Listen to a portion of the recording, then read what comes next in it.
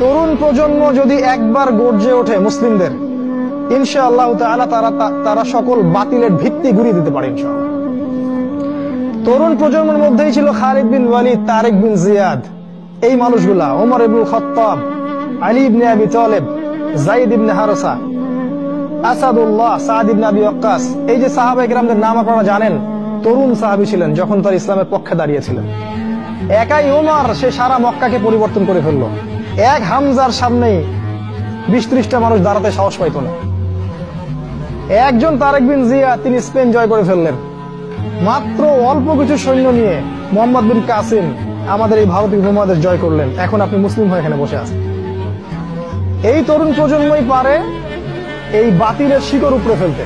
এই জন্য মাসিহুদ দাজ্জাল এবং তার অনুসারীরা খুব ভালো করে জানে যে মুসলিম তরুণ প্রজন্মকে যদি আমরা আটকাতে না পারি তাহলে আমাদের ভবিষ্যৎ খারাপ আছে।